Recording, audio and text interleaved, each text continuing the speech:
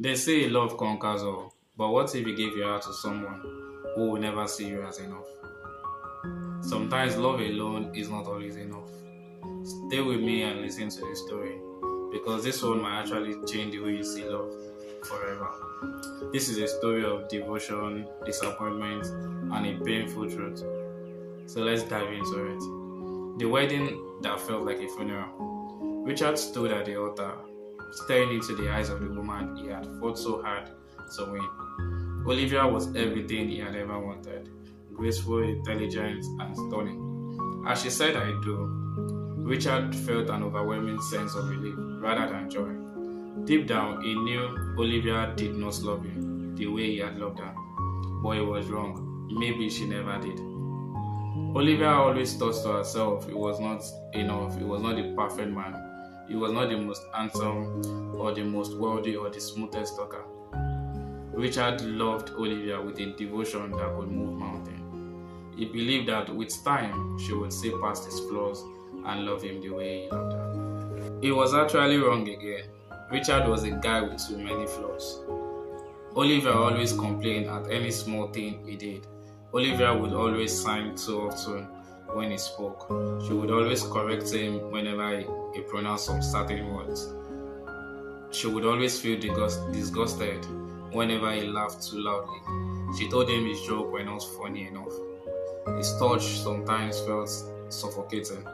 After some months, Richard saw the way his wife always looked at other men, not with lust, but with an admired look, something she never seemed to have for him. Olivia would always say, "I just wish you would be more refined," brushing past him. Richard tried to change. He tried to dress better. He talked less. To read the book she liked so that they could have a conversation, but nothing seems to work. Every flaws she saw in him seems to magnify the more. It was not just charming. It was not just good enough. It was not just enough. Olivia always thought that to herself. Years passed, and the marriage became one of the most polite exchanges and cold silences. Not that Olivia was cruel. She was never openly unfaithful, never disrespectful for once, but she was emotionally distant. She started going on trips with friends. She started attending charity events without him. She always smiled at strangers more than she had ever smiled at her own husband. Richard became a ghost in his own marriage. One evening, as she sat across from Olivia at the dinner, he finally asked, "Do you regret marrying me?" She did not answer immediately. She placed her fork down, wiped the corners of her lips with a napkin, and she sang. "I don't regret it, but sometimes I wonder if I am married." Her words hit him like a bullet. He had given her everything: his heart, his time, his love, his unwavering devotion, and yet she still felt like she had not married. Richard never asked if there was someone else.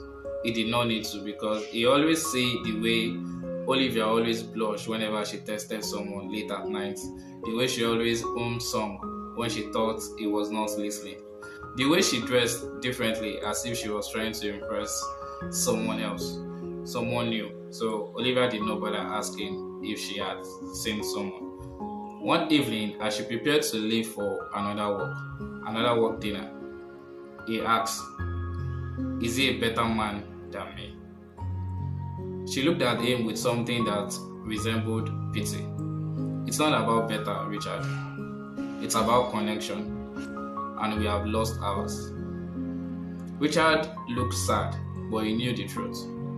They had never had it in the first place.